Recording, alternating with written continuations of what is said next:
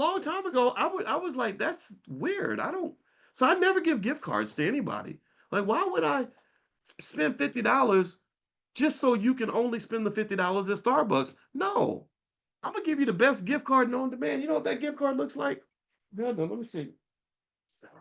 You know the best gift card in the world that works so much better looks like this. This is the best gift card ever.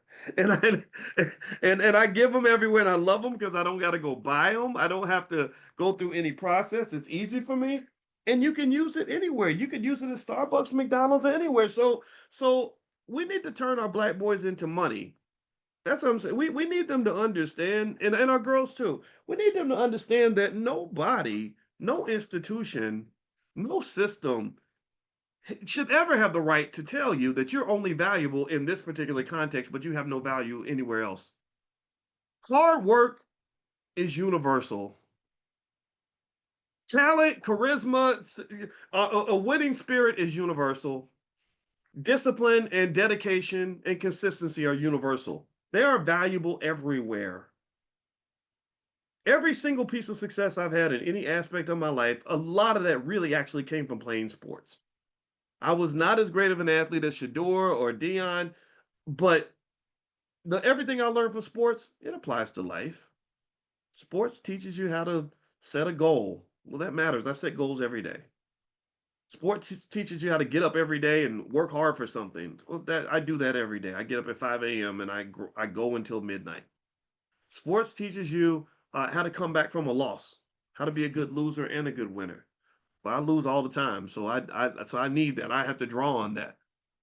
There's so many things you get from sports. So why in the hell, how in the hell is it that we would ever have black boys who believe like all I can ever do is play football? That's a trick. That's a lie straight from the depths of hell. And what's crazy about it in sports is that you get so many of these deals with the devil, and a lot of times when you really look into it, like I remember in college, I remember when Antoine Walker was on campus with me, and people knew that boy couldn't read very well. And nobody loved him enough to say, hey, look, this basketball thing may not last forever. This may not work out.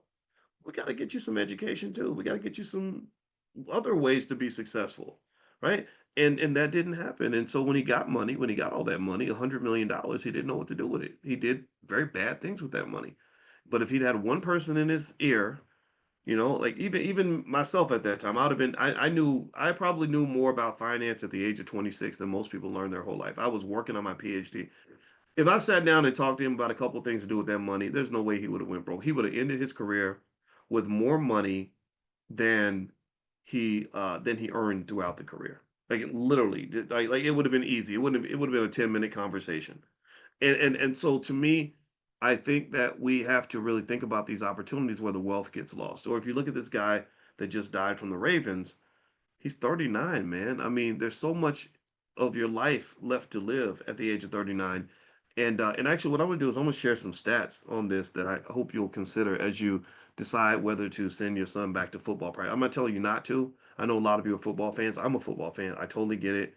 But I think that as a community, we have to have these conversations in an honest way so we at least know what choice we're making instead of just doing whatever the TV tells us to do or whatever we think is the traditional pathway to black success. I believe every one of those boys that ever plays any sport should be trained one on how to start a business by the age of 12.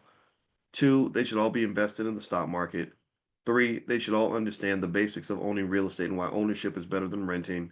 And then four, they should have the basics of reading, writing, and arithmetic. My grandmother called them the three R's: reading, writing, arithmetic.